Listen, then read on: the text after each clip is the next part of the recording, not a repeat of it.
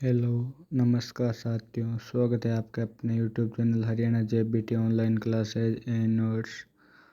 आज हम paper number 4 समकालीन भारतीय समाज के बारे में देखेंगे। चलिए वीडियो शुरू करते हैं। पेपर नंबर 4 70 नंबर का पेपर होता है। लक्ष्मी पब्लिकेशन के नोट्स हैं। आप हमारे चैनल पर नहीं हैं तो चैनल को लाइक एंड सब्सक्राइब जरूर करें। देखिए आज का वीडियो, चलो शुरू करते हैं। पहला यूनिट है भारत स्वतंत्र संघर्ष से आविर्भाव। भारतीय अर्थव्यवस्था, समाज, अर्थव्यवस्था तथा राजनीति पर उपनिवेशवाद का प्रभाव। Impact of Indian society, economy and polity. 5 अंक वाले प्रश्न है। पहला क्वेश्चन है, भारतीय समाज पर उपनिवेशवाद के प्रमुख प्रभावों का वर्णन कीजिए। भारतीय समाज पर उपनिवेशवाद का प्रभाव। भारत की संस्कृति ने विभिन्न क्षेत्रों को प्रभावित किया है। आधुनिक भारतीय समाज में खान पान, रहन सहन, वेशभूषा, गीत संगीत, नृत्य, अभिवादन संबंधी ढंग, मकानों के डिजाइन, घरे सज्जा के ढंग आदि विभिन्न प्रकार के जो परिवर्तन हुए हैं तो हो रहे हैं, वे सब कुछ पाश्चात्य सभ्यता व संस्कृति के प्रभावों का ही परिणाम है। पाश्चात्य शिक्षा प्रणाली ने भारत का संबंध विश्व के अन्य समाजों से जोड़ दिया। इसके कारण भी विभिन्न प्रकार के परिवर्तन हुए। भारतीय समाज के महानगरों में विद्यमान हिप्पी संस्कृति, स्वच्छंद जीवन की आकांक्षा, जीवन प्रतिमान आदि में गंभीर परिवर्तन हुए हैं। भारत में ब्रिटिश शासन की स्थापना से अब तक भारतीय समाज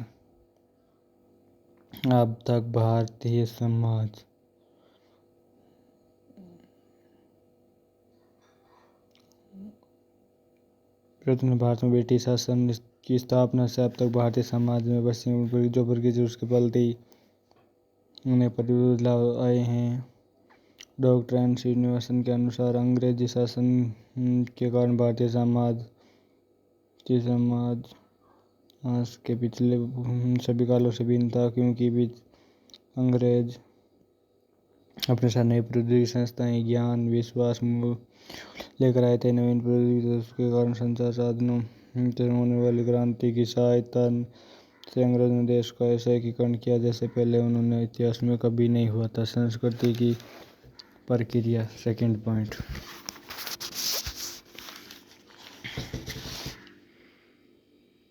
संस्कृति। डॉक्टर एन श्रीनिवास ने संस्कृति की अवधारणा का प्रतिपादन किया। उन्होंने भारतीय समाज की जातीय संरचना में होने वाले परिवर्तनों के लिए संस्कृतिकरण की प्रक्रिया को उत्तरदायी माना है। उसके विचारानुसार उच्च स्तरीय प्राय जाति का अनुकरण करता हुआ रीति रिवाज, कर्मकांड, विचारधारा और जीवन सामान्य जैसे परिवर्तनों के बाद वे अपने परंपरागत जातीय स्थान का दावा करने लगती है। साधारणतः बहुत भिन्न और वास्तव में 1-2 पीढ़ियों तक दावा किया जाने के पश्चात उच्च स्थान की स्वीकृति मिलती है।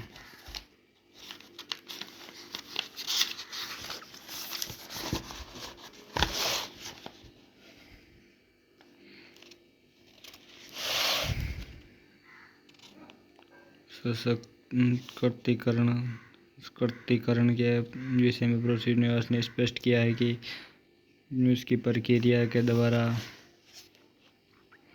निम्न जाति के लोगों की मात्र जातियों तृतीय प्रथाओं में आदतों में ही नहीं रही, बल्कि उनके मूल्यों तथा विचारों में भी परिवर्तन हो जाते हैं। आधुनिक भारत में संस्कृति में इस प्रक्रिया निम्न जातियों में अनेक उल्लेखनीय परिवर्तन आज भी हो रहे हैं। इसके फलस्वरूप उनमें भी नवीन विचारों, मूल्यों और आदतों का समावेश हो रहा है तथा उनके मन मस्तिष्क में हीन भावना की लुप्त होती जा रही है। सामाजिक विज्ञान।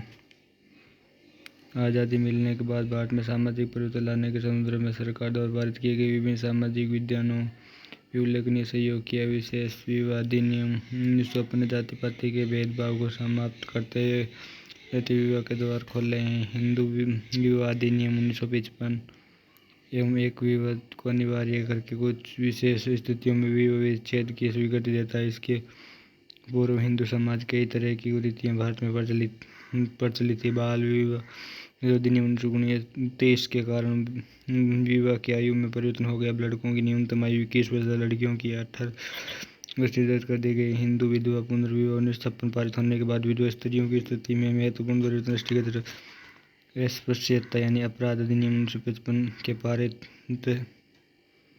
होने से छूत हरिजन जातियों पर परंपरागत रूप से सहस्त्रों वर्षों से लादे गए खान पान, सामाजिक संपर्क, सहवास, पेशों के चुनाव, छूत से संबंधित प्रतिनिधियों को विभिन्न परिवर्तन दिखाई देते हैं। इसी प्रकार हिंदू उत्तराधिकार अधिनियम 1956 के पारित हो जाने के उपरांत अपने केवल पत्नी और माता वर्ण पुत्री को भी परिवार की संपत्ति पर अधिकार प्राप्त हो गए। इस प्रकार की भारतीय समाज में परिवर्तन लाने का एक महत्वपूर्ण कारण सामाजिक विज्ञान भी है। चौथा पॉइंट है महिला स्त्री शिक्षा। महिलाओं को मुस्लिम आक्रमणों के बाद महिलाओं की स्थिति निरंतर गिरती गई, जिससे वे अत्यंत रूढ़िवादी और पिछड़ी हो गई। सहस्त्र वर्षों तक उनका जीवन घर की चार दीवारी के अंदर खाना बनाने, बच्चों को जन्म देने, उनका पालन पोषण करने में व्यतीत हो जाता था। सामाजिक आर्थिक दोनों ही अधिकार प्राप्त नहीं थे, किंतु महिला शिक्षा के प्रसार के कारण उनकी स्थिति में क्रांतिकारी परिवर्तन आए। महिलाओं को आज जो शैक्षिक अवसर प्राप्त हुए हैं उससे उसमें नई एक जागृति आई है। वे अपने अधिकार और कर्तव्यों के प्रति पहले की अपेक्षा अब कहीं अधिक जागरूक हो गई हैं। महिला शिक्षा के कारण उनकी रूढ़िवादिता कम हो गई है। आज वे घर की चार दीवारी तक सीमित नहीं है, वे अब नौकरी और व्यवसाय कर रही है, पार्टी और क्लबों की सदस्य है, पिकनिक पर जाती है, महिला संगठनों का निर्माण करती है, समाज की सेवा करती है, राजनीति में सक्रिय हिस्सा लेती है, विवाह के संबंध में सुन निर्णय लेती है और कोर्ट में जाकर प्रेम विवाह तक कर लेती है। इस प्रकार के सभी परिवर्तन एक बड़ी सीमा से भारत की शिक्षा प्रसार के कारण ही संभव हुए हैं। 5वां पॉइंट है भारतीय समाज में परिवर्तन और रूपांतर। आमतौर पर भारतीय समाज को एक परंपरागत और अपेक्षाकृत स्थिर समाज माना जाता है, परंतु पिछली 1-2 शताब्दियों की तुलना आधुनिक भारत के साथ की जाए तो भारतीय समाज के बड़े क्षेत्र में अनगिनत परिवर्तनों को देखकर कोई भी आश्चर्यचकित हो जाएगा।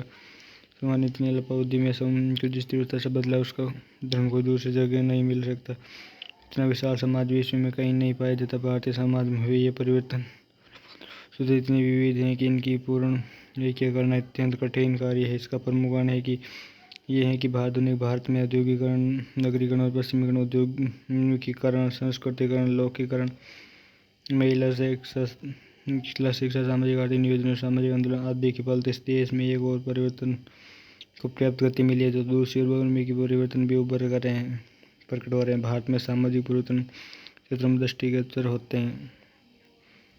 थैंक्स। आप हमारे चैनल पर नए तो सब्सक्राइब जरूर करें। 50 सदस्य होने पर लाइव क्लास की सुविधा उपलब्ध होगी।